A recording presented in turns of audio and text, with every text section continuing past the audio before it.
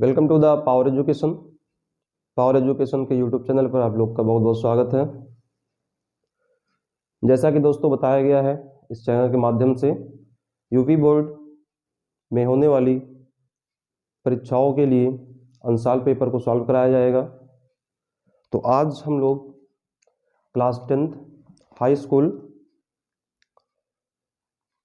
Class 10th की जो है अग्रवाल मैथमेटिक्स सेट 2022 लेकर आए हैं। और दोस्तों, इस अंशाल पेपर का जो क्वेश्चन है अभी आपको लिंक में या वीडियो के डिस्क्रिप्शन में कहीं दे दिया जाएगा इसका PDF।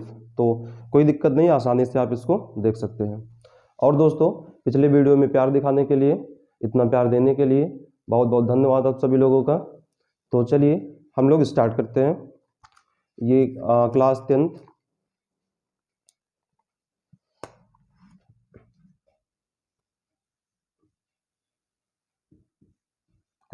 का है। आज हमारे पास है सब्जेक्ट मैथ है। और इसके बाद ये जो सेट है 2022 सेट 2022 और 2022 का सेट नंबर फर्स्ट है, सेट नंबर फर्स्ट। और कोड जो है AB, कोड क्या है AB है। तो चलिए दोस्तों हम लोग स्टार्ट करते हैं। पहला क्वेश्चन हमारे पास है, पहला क्वेश्चन खंड आता है। पहला क्वेश्चन हमारे पास दोस्तों है कि दी गई संख्याओं में आभाज्य संख्या होगी। तो हमें ऑप्शन दिए गए हैं 0, 1, 2, 8। तो दोस्तों हम जानते हैं कि आभाज्य संख्याएं वह संख्याएं होती है जो सिर्फ 1 से कटे और स्वयं से कटे, कम से कम 2 संख्या से कटे। तो दोस्तों जो 2 दिया गया है, ऑप्शन नंबर 3 है 2, ये आपका क्या होगा, आभाज्य संख्या होगी। अगला दोस्तों क्वेश्चन नंबर खा है। खा में बोल रहे हैं कि हमारे पास समीकरण है 3x² - 2x + 1/3 = 0। इसका विविधकर हमें बताना है। विविधकर क्या होता है? विविधकर बच्चा वो होता है d = b² - 4ac की वैल्यू। तो पहले क्या करते हैं, इसको थोड़ा सॉल्व कर लेते हैं। तो लासा इसका लेंगे 3 × 3 = 9x² - 2 × 6x + 1/3 = 0। तो यहाँ से क्या मिलेगा, इसको यहाँ गुणा करवा देंगे तो मिलेगा 9x² - 6x + 1 = 0। अब इसका हम लोग विविधकर निकालते हैं, इसकी तुलना करवा देंगे द्विघात समीकरण x² + bx + c = 0 से दोस्तों। तो यहाँ से a की वैल्यू क्या मिलेगी, 9, a की वैल्यू 9 मिलेगी, b की वैल्यू -6 चिन्ह सहित लेंगे और c की वैल्यू क्या मिलेगी, 1 मिलेगी। अब हमें विविधकर ज्ञात करना है। विविधकर का फार्मूला होता है d = v² - 4ac। दोस्तों वैल्यू रखेंगे तो यहाँ पर आएगा -6 का स्क्वायर -4, a की वैल्यू 9 है और c की क्या है, 1 है। तो यहाँ से मिलेगा -6 का वर्ग करेंगे तो 36 आएगा, -9 चौके 36। तो आंसर विल बी 0। तो राइट ऑप्शन हमारा क्या होगा, राइट ऑप्शन चौथा होगा। राइट ऑप्शन क्या होगा, चौथा वाला 0। अगला क्वेश्चन हमारे पास है दोस्तों गा नंबर। गा में बोल रहा है sin a = 3/5। तो हमें मान बताना है cos a का। दोस्तों cos a का क्या होगा, तो इसको निकालने के 2 नियम है। एक तो हमारे पास जो एक हम लोग के पास लाल बटे कक्का मतलब लंब बटे कर्ण आधार से निकाल सकते हैं, एक हम लोग डायरेक्ट फार्मूला से निकाल सकते हैं सर्वसमता का यूज करके। जो cos a बराबर क्या होता है, cos² a बराबर होता है 1 - sin² a।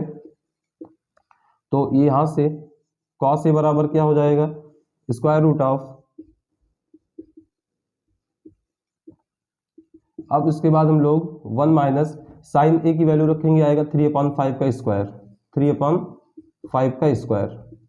तो ये दोस्तों हो जाएगा 1 - 3 × 3 = 9 -5 × 25। अब क्या करेंगे, इसका लासा लेंगे 25 × 25 -9 बटे में 25। तो यहाँ से दोस्तों हमें मिल जाएगा 25 में से 9 घटा दिए 16, 16/25 और 16/25 का वर्गमूल लेंगे तो आएगा 4/5। तो ये हमारा जो cos A का मान आएगा क्या आएगा 4/5 दोस्तों। चलिए अगला घ नंबर है। घ नंबर में हमसे बोल रहा है, घ नंबर भी दोस्तों बोल रहा है कि दो समरूप त्रिभुजों के क्षेत्रफल 4:9 के अनुपात में है, त्रिभुज की भुजाओं में अनुपात क्या होगा। तो हम मान लेते हैं कि हमें दो सर्वांग समरूप त्रिभुज दिए हैं, तो पहले का क्षेत्रफल हम लोग A1 बराबर 4 मान लेते हैं, दूसरे का A2 बराबर 9 मान लेते हैं। अगर इसका क्षेत्रफल 4 है तो इसकी त्रिज्या हम मान लेते हैं R1 और इसका जो त्रिज्या होगा R2। ठीक, तो यहाँ से क्या आएगा क्षेत्रफल A1/A2 बराबर, अब यहाँ से बोला है त्रिभुज की भुजाओं का अनुपात ज्ञात कीजिए। तो त्रिभुज की भुजाओं के अनुपात के लिए होता क्या है फार्मूला।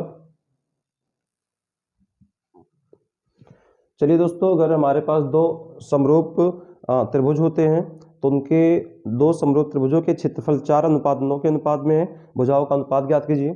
तो दोस्तों हम लोग क्या, ये थोड़ा सा गलत सा है, यहाँ से करते हैं हम लोग घ नंबर। इसमें बोला गया है,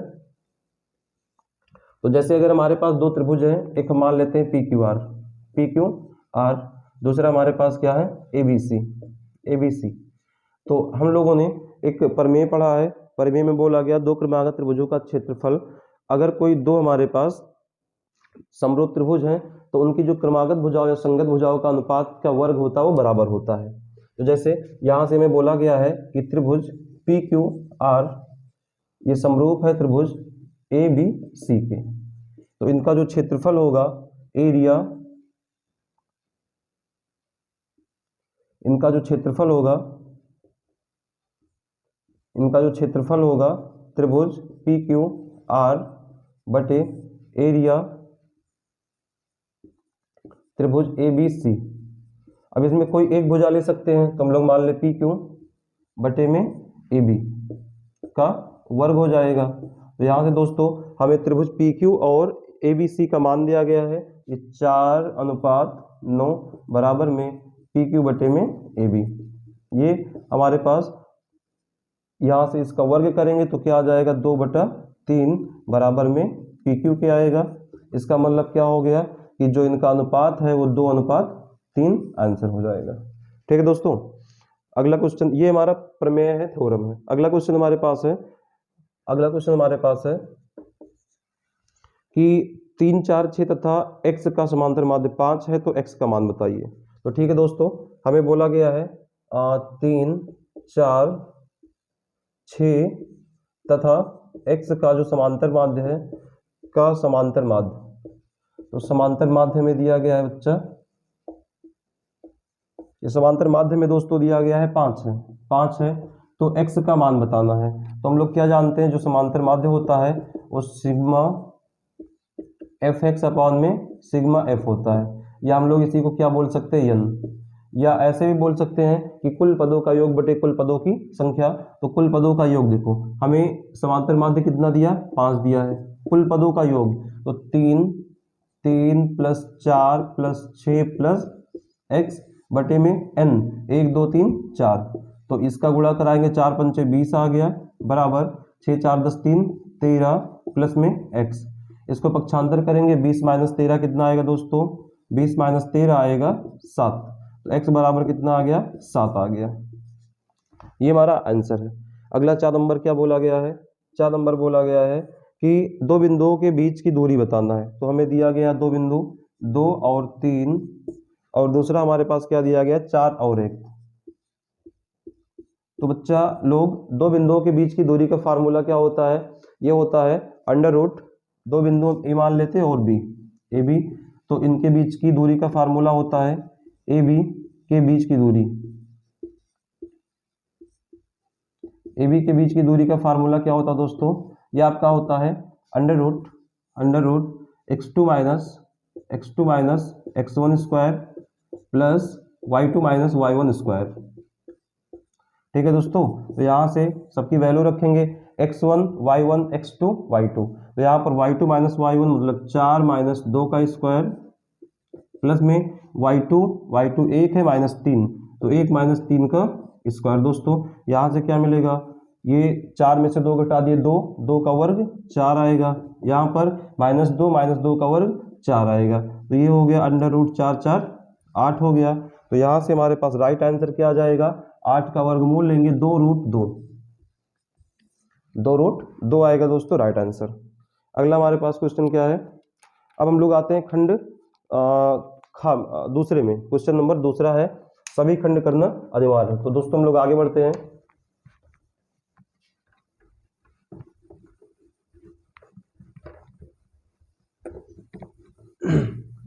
दोस्तों भी थोड़ा सा बेहतर क्वालिटी के लिए कार्य किया जा रहा है।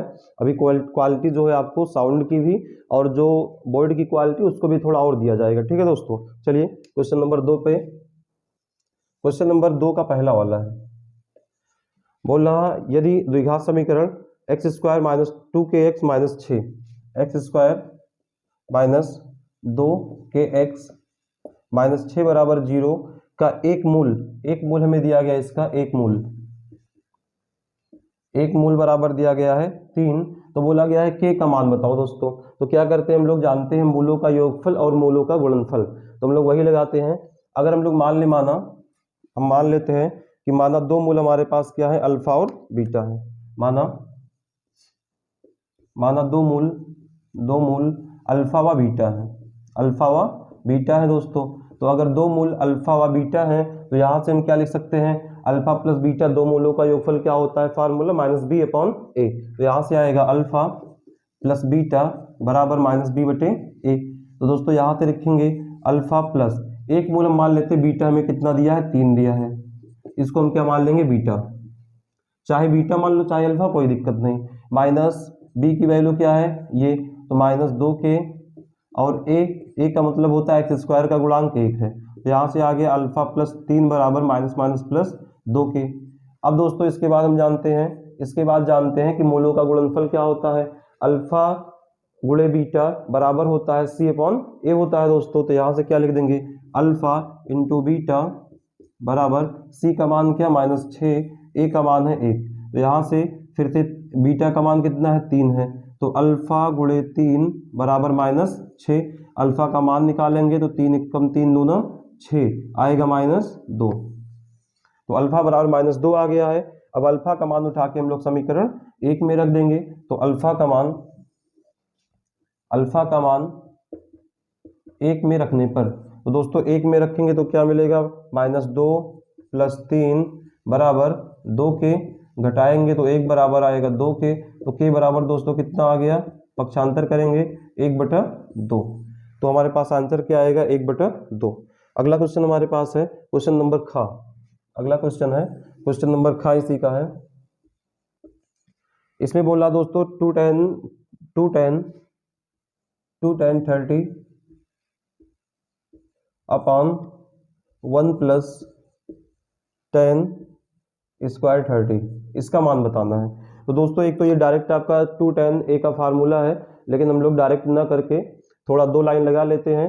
तो क्या करेंगे, यहाँ पर क्या करेंगे कि tan 30 का मान रखेंगे। तो दोस्तों tan 30 का मान होता है 1/√3, ठीक है दोस्तों, 1/√3। परेशान ना होइए, tan sin cos के लिए एक बढ़िया से वीडियो लाएंगे, आपको याद हो जाएगा, कोई दिक्कत नहीं है, आसान सा है। तो यहाँ 2 गुणे 1/√3 बटे 1 + tan² 30 का मान क्या होता है, ये आपका होता है 1/√3 का स्क्वायर दोस्तों।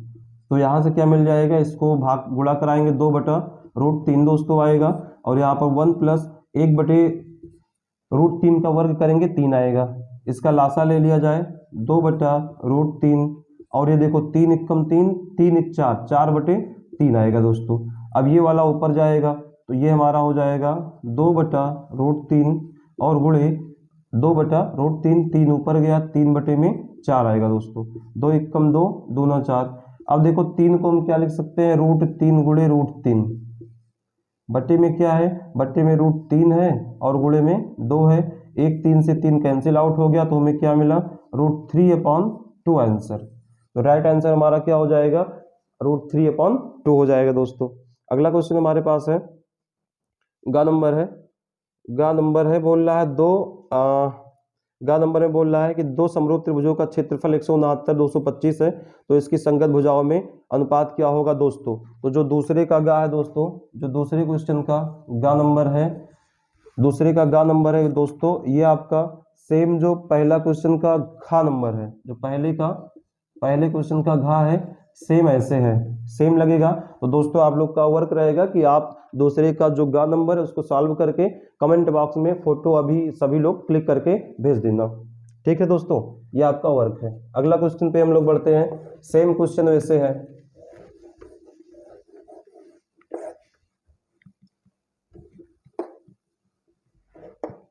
सभी लोग अपना अपना नाम लिख के फोटो भेज देंगे। चलिए अगला हम लोग क्वेश्चन लिखते हैं। अब हमारे पास दूसरे का क्वेश्चन नंबर दूसरे का घा है। घा में बोल रहा है कि 12 व्यक्तियों के भार का समांतर माध्य 45.6 kg, उनके भारों का योगफल। तो हमें कुल संख्या कितनी दी है, कुल संख्या दोस्तों में दी गई है 12 है, मतलब 12 व्यक्ति है, कुल संख्या हो गया। इनका समांतर माध्य x बार बराबर कितना है 45.6 kg, 6 kg किलोग्राम। तो बोला जा रहा है कि उनके भारों का योगफल। तो हम जानते हैं x बार बराबर क्या होता, मतलब समांतर माध्य बराबर कुल पदों का योग, मतलब कुल भारों का योग, कुल भारों का योग बटे कुल संख्या। तो दोस्तों यहाँ से क्या आ जाएगा, यहाँ से दोस्तों हमारे पास कुल कितना है, समांतर माध्य 45.6 बराबर कुल भारों का योग हमें ज्ञात करना है, कुल भारों का योग ज्ञात करना है। तो बट्टे में क्या आएगा, कुल संख्या 12 है दोस्तों, तो इसका आप सिंपल सा त्रियक गुणा करवा लेंगे तो क्या मिल जाएगा, कुल भारों का योग बराबर। तो दोस्तों कुल भारों का योग क्या आएगा, ये आएगा 45.6 गुणे 12। तो यहाँ से क्या मिलेगा, 12 छंग 72 के 2, 12 पंचे 60, 60 और 60 7 67 हो गया, 12 चौके 48, 48 2 50 5, 50 4 54। तो इतना आपका क्या आ जाएगा, कुल भारों का योगफल दोस्तों। चलिए अगले क्वेश्चन की ओर हम लोग बढ़ते हैं, जो कि हमारे पास खंड तीसरा है। अब खंड 3 है दोस्तों। वीडियो समझ में आ रही हो तो कमेंट बॉक्स में जरूर बताएं कि हाँ वीडियो अच्छी लग रही है, और वीडियो को शेयर करते रहें जिससे सभी दोस्तों को इसका फायदा मिल सके। तो क्वेश्चन नंबर 3 है, सभी खंड करना अनिवार्य है, इसमें क्या है, सभी खंड करना अनिवार्य है। अभाज्य गुणनखंड विधि द्वारा 96 और 404 का HCF तथा LCM बताइए। तो दोस्तों अभाज्य गुणनखंड विधि का प्रयोग करते हुए 96 और 404 का क्या बताना है, लासा और मासा। तो सबसे पहले क्या करते हैं हम लोग, इनका अभाज्य गुणनखंड कर लेते हैं। तो 96 का करेंगे 2 से, 2 चौके 8, 2 अठे 16, फिर से 2 से 24, 2 से 12, और 2 से करेंगे 2 छक्के 12 और 2 तिहाई 6। अगर हम लोग 404 का अभाज्य गुणनखंड करेंगे, 2 से आ गया 202 और 2 से आ गया 201 दोस्तों। अब इसके बाद हम लोग ऐसे लिख लेते हैं 96 बराबर कितना आया है, 2 गुणे 2 गुणे 2 गुणे 2, 1 2 3 4 5 बारी 2 आया, 1 2 3 4 5 और ये 3। इसके बाद 404 का कितना आया है, ये आया है 2 गुणे 2 गुणे 101 दोस्तों। अब हम लोग क्या करेंगे, अब यहाँ से हम इसका पहले HCF निकालेंगे। HCF क्या होता है, लीस्ट कॉमन फैक्टर, जो दोनों में कॉमन है। देखो ये इसमें भी आ रहा, इसमें भी आ रहा, मतलब इसका जो मासा है 2 गुणे 2 बराबर 4 आपका आंसर हो जाएगा। LCM में क्या बोला गया है, अब सबसे पहले LCM में क्या करते हैं, जो दोनों में उसको लिख लें, फिर बाकी जो बचेगा सबको लिख लेंगे। दोनों में ये वाला दोनों है तो लिख लिया 2 गुणे 2। इसके बाद देखो इधर 101 बच रहा है, लिख दिया। इसके बाद इधर देखो क्या बच रहा है, इधर हमारे पास बच रहा है 2 2 2 और 8। तो यहाँ से क्या हो 3, तो हो जाएगा 2 गुणे 2 गुणे 2 गुणे 3। अब दोस्तों सबका गुणा करवा ले, 2 दूनी 4, 4 दूनी 8, 8 दूनी 16, 16 दूनी 32 और 32 त्याई कितना हो जाएगा दोस्तों, 32 त्याई 96। तो 96 का 101 में गुणा करवाएंगे, 101 गुणे 96 दोस्तों। तो यहाँ से हमें मिल जाएगा 9696 आंसर। तो एक आंसर हमारे पास जो HCF है आ गया 4 और दूसरा LCM कितना आ गया 9696। चलिए दोस्तों अगला क्वेश्चन हम लोग करते हैं खा नंबर में बोला जा रहा है, खा नंबर में बोला के किस मान के लिए रैखिक समीकरण इतने एवं इतने युग्म के अपरिमित हल होंगे। तो चलिए इसको हम लोग करते हैं। तो यहाँ से हमें एक समीकरण दिया गया है के एक्स प्लस 3y माइनस के माइनस 3 बराबर 0 है। दूसरा समीकरण दिया है 12x प्लस के वाई माइनस के बराबर 0 दोस्तों।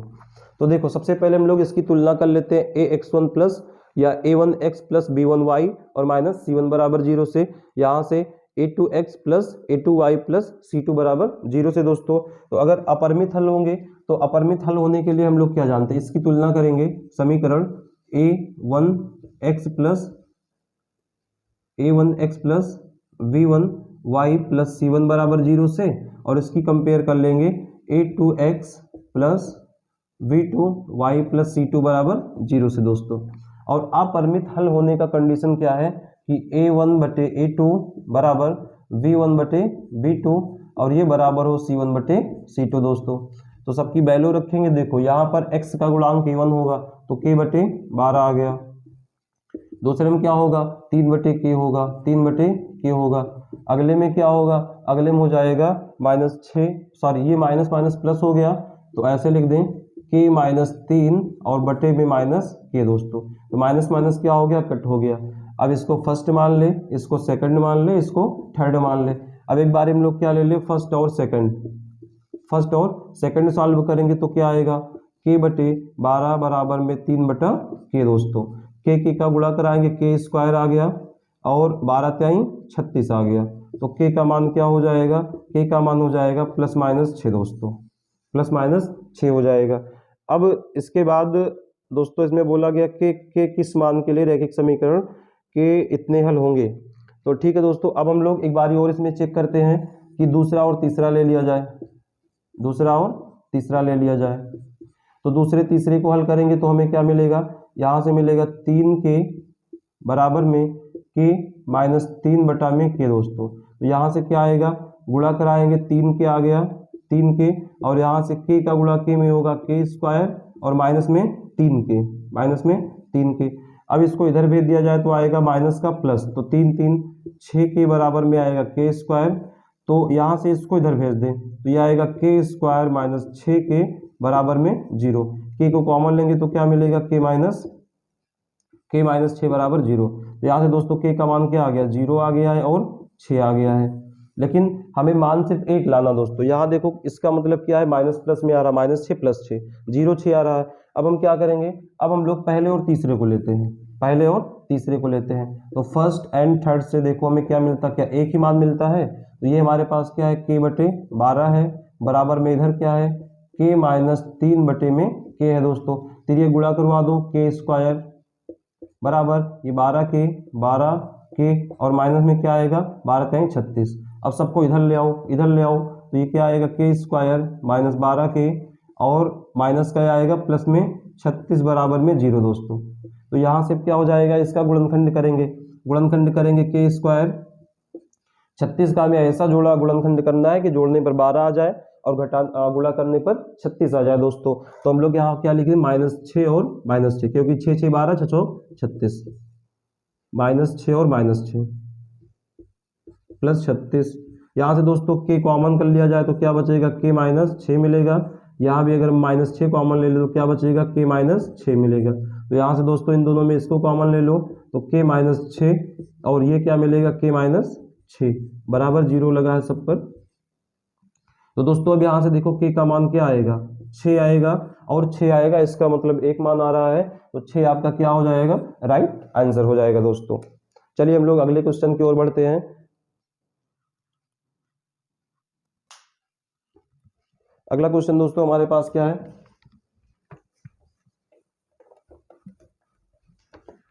अगला क्वेश्चन दोस्तों है, अगला क्वेश्चन हमारे पास है गा नंबर, इसी का गा नंबर है। गा नंबर में बोल रहा है दोस्तों कि ए बी सी एक समद्विबाहु त्रिभुज है जिसका सी कोण समकोण है, सिद्ध कीजिए।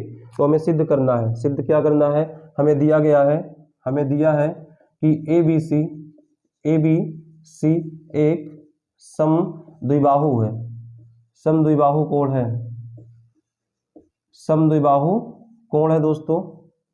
तो और कोण है, और बोला गया है कि जिसका कोण सी बराबर क्या है, 90 है। तो हम लोग बना लेते पहले। हमारे पास कोई एक समद्विबाहु त्रिभुज है, ऐसा बनाते हैं, ये समद्विबाहु समकोण त्रिभुज है, ये वाला हमारा सी 90 है, ये ए मान लेते हैं, बी मान लेते हैं। अच्छा, अगर समद्विबाहु त्रिभुज है तो इसकी दो भुजा क्या होगी, बराबर। तो मान लेते हैं ए सी जो है वो बराबर किसके है, बी सी के। हमें दिया गया है, हमें सिद्ध क्या करना है, सिद्ध करना है दोस्तों, सिद्ध क्या करना है कि ए बी स्क्वायर बराबर में 2AC स्क्वायर दोस्तों। तो हम क्या करते हैं, अगर समकोण त्रिभुज हमारे पास होता तो उसमें हम लोग क्या लगा देते, पाइथागोरस प्रमेय।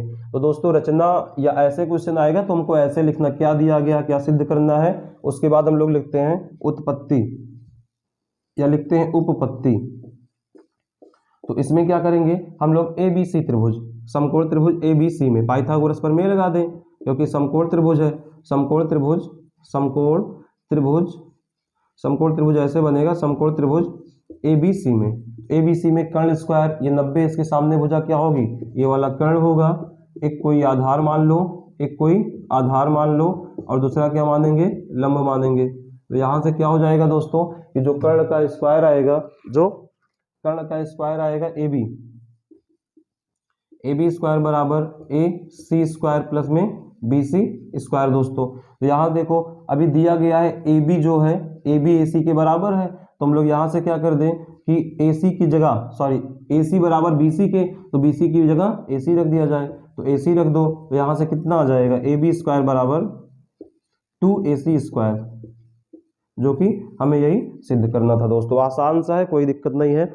अगला क्वेश्चन देखो क्या है कि इसी में दिया गया है घ नंबर, और घ में बोला गया है कि एक बेलन के आधार की त्रिज्या, तो हमारे पास कोई बेलन है, बेलन बना लो। एक बेलन के आधार की त्रिज्या हमसे बोला, ये त्रिज्या होती है, ये ऊंचाई आपकी है और ये त्रिज्या है। तो r बराबर हमें 4 सेंटीमीटर दिया है आधार की त्रिज्या।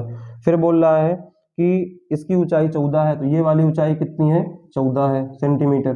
तो हमसे बोल रहा है कि बेलन का वक्र पृष्ठ क्या होगा, तो r बराबर 4 सेंटीमीटर, ऊंचाई h बराबर 14 सेंटीमीटर। तो वक्र पृष्ठ क्या होगा, तो बेलन का जो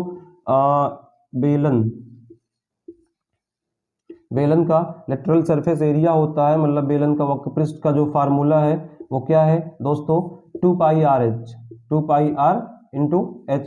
तो now putting the value of 2 पाई की वैल्यू 22/7 है, r की वैल्यू 4 है, h की वैल्यू कितना, 14 है। 7 एकम 7 दूनी 14 हो गया। ये दो ऐसे जोड़ लेंगे, 4 दूनी 8 और 22 अट्ठे, या 22 दूनी 44, 44 गुणे में 4 दूनी 8, इसका मल्टीप्लाई कराएंगे, 8 चौके 32, 8 चौके 32, 3 35 सेंटीमीटर स्क्वायर।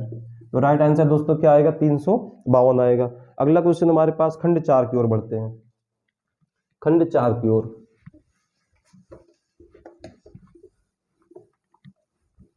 तो दोस्तों खंड 4 की ओर हम लोग बढ़ेंगे। तो क्वेश्चन नंबर 4 में क्या है हमारे पास, सभी क्वेश्चन करना अनिवार्य है, कोई बात नहीं। इसमें 4 का क्या है, 4 का क्वेश्चन नंबर का है। इसमें बोल रहा है, दिया है HCF, मतलब दो संख्या का हमें HCF दिया गया है। HCF हमें दो संख्या का दिया गया, 306 और 657, और इन दोनों का HCF जो है 9 आता है। तो बोल रहा इन्हीं संख्या का LCM बताओ, इन्हीं संख्या का हमें LCM ज्ञात करना दोस्तों। तो अगर हमें HCF दिया रहे और LCM दिया रहे,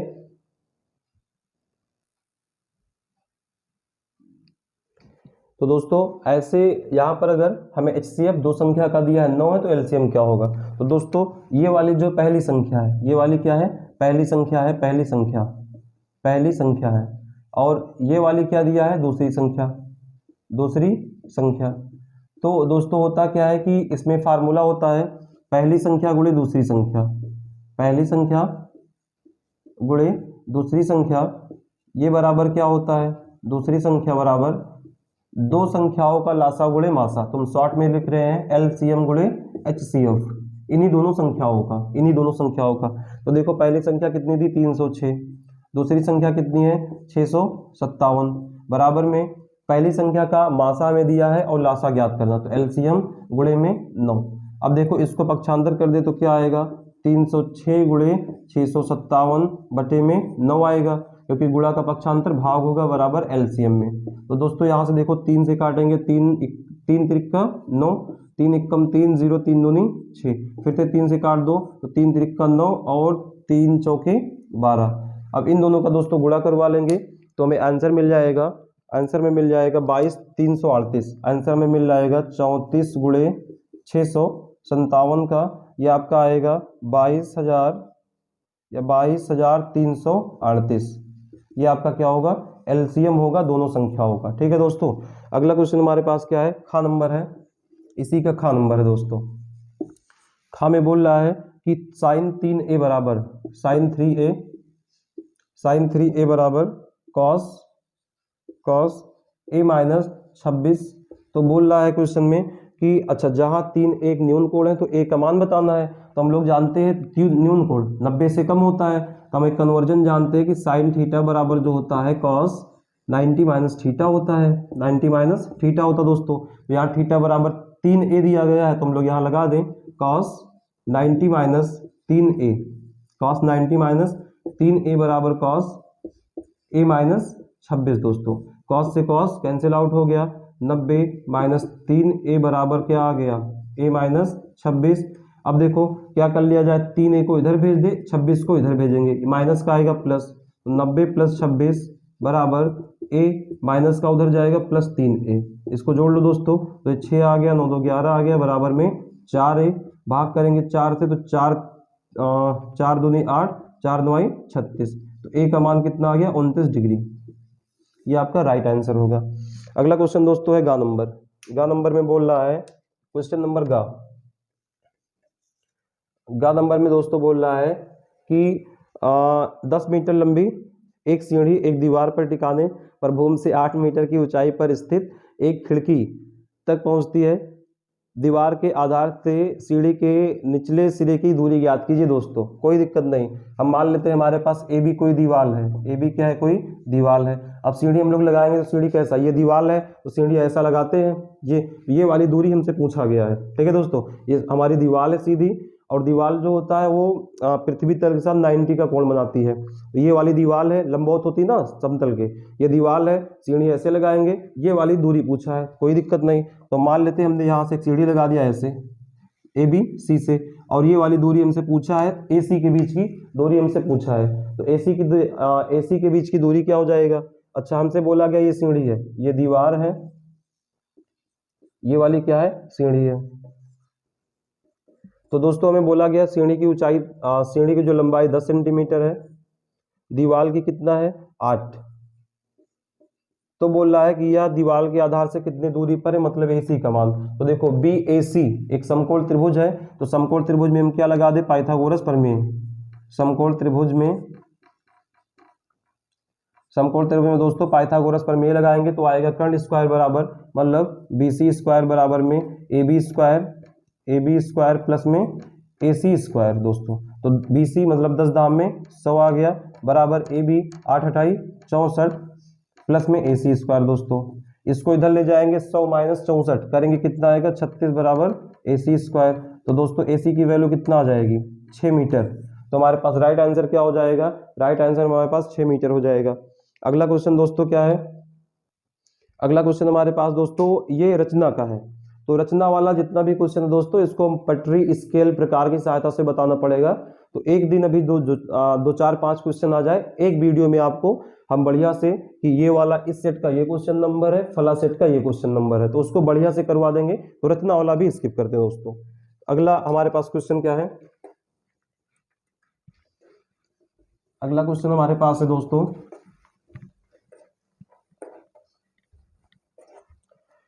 अगला क्वेश्चन क्या है, अगले क्वेश्चन में हमारे पास है क्वेश्चन नंबर 5।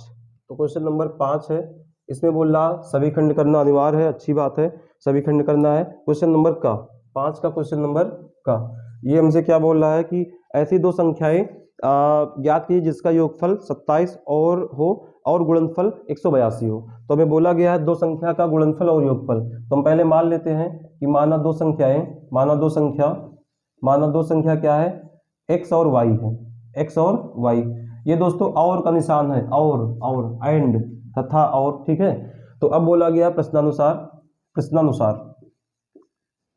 प्रश्नानुसार कि दोनों संख्या का योगफल जो है, दो संख्या है, अब दो संख्या का योगफल हमें कितना दिया, 27। तो यहाँ पर x प्लस वाई बराबर क्या दिया, 27, इक्वेशन नंबर फर्स्ट। और बोला गया इन्हीं दोनों का गुणा करा दे तो ये हमें 182 मिलेगा, इन्हीं दोनों का गुणा करवा दें तो कितना मिलेगा, 182। तो बोला गया दोनों संख्या का मान बताओ भैया, कोई दिक्कत नहीं।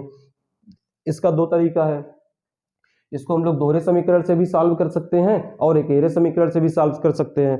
तो हमसे कुछ बोला नहीं गया, हमारी जो इच्छा वही करें। तो हम लोग इसको एकेरे समीकरण से सॉल्व करते हैं। तो क्या करेंगे, यहाँ से हम लोग क्या करेंगे, y की जो वैल्यू है उसको x के टर्म में ज्ञात करेंगे। तो y बराबर इसका इधर गुणा हो रहा, इधर जाएगा भाग होगा। अब y का मान उठा के इस समीकरण में रख देंगे। तो इस वाले इसको हम 1 मानते हैं, y का मान समीकरण 1 में रखने पर बच्चा, तो यहाँ पर क्या आएगा, x प्लस वाई की जगह 182 बटे x बराबर में क्या है, 27 है। इसका एलसीएम लेंगे, एक्स स्क्वायर आएगा, एक्स स्क्वायर प्लस में 182 बराबर इसका तिरक गुणा कराएंगे, क्या होगा, 27x। दोस्तों इसको इधर कॉमन करेंगे तो आएगा x square minus 27x plus में 182 आएगा दोस्तों, बराबर में 0। अब यहाँ से क्या करेंगे, इसका गुणनखंड करेंगे, फैक्टर इसका करेंगे। तो 182 का अगर हम लोग गुणनखंड करते हैं, देखो क्या आएगा, 2 9 18, 2 1 कम 2 91। अब ये कितने से कटेगा, 7 से कटेगा, 13 आएगा दोस्तों। तो हमें इसका ऐसे जोड़ना घटाना कि 27 आ जाए और इन दोनों का गुणा करें 182। तो देखो 7 दूनी 14, तो 14 और 13, 14 13 27 गुणा कराएंगे 182 आएगा। तो यहाँ से हम लोग क्या लिख देते हैं, यहाँ से हम लिख देंगे x square minus x 14 plus 13, 14 plus 13 और प्लस में 182 बराबर 0 दोस्तों। ये हो जाएगा एक्स स्क्वायर माइनस 14x और माइनस में 13x प्लस 182 बराबर 0। यहाँ से x कॉमन लेंगे, दोनों में x दिख रहा है, तो x माइनस 14 और इधर हमारा क्या कॉमन आएगा, 13। तो ये मिल जाएगा x माइनस 14 बराबर में 0 दोस्तों। अब ये दोनों कॉमन कर लो, x माइनस 14 और क्या मिलेगा, x माइनस 13 बराबर 0 दोस्तों। यहाँ से x बराबर क्या आ गया, 14 आ गया और x बराबर क्या आ गया, 13 आ गया। तो अब यहाँ से x बराबर 14, x बराबर 13, यहाँ से माइनस कॉमन लिया तो कोई दिक्कत नहीं है। अगर x बराबर 13 और 14 आ गया है तो यहाँ से अगर हम लोग एक का मान ले लें, अगर हम लोग एक का मान 14 ले लें तो x का मान जो है, x का मान कितना रख दें, मान 14 समीकरण 1 में रखने पर। तो 14 रखेंगे तो क्या आएगा, 14 प्लस y बराबर 27, तो y बराबर कितना आ जाएगा, 13 आ जाएगा। और जब हम लोग x का मान 13 लेंगे तो y बराबर कितना आ जाएगा, 14 आ जाएगा। ठीक है दोस्तों, तो हमारा आंसर क्या हो गया, 13 और 14 हो गया। अगले क्वेश्चन की ओर हम लोग बढ़ते हैं। क्वेश्चन नंबर 5 दिया गया है। क्वेश्चन नंबर 5 का दूसरा वाला हमें दिया गया है। तो 5 का दूसरा दोस्तों, अब वीडियो भी लंबी हो रही है, 38 मिनट की हो गई है। तो हम लोग इसको अब जो है 5 के दूसरे से 5 6 7 का नेक्स्ट सेशन, मतलब कल इसको करेंगे, अगले सेशन में करेंगे। तब तक के लिए बढ़िया से वीडियो देखते रहें और सब्सक्राइब शेयर करते रहें और कमेंट जरूर करें, क्योंकि आप कमेंट करेंगे जो भी कमी है उसको बताएंगे, उसको दूर किया जाएगा। धन्यवाद।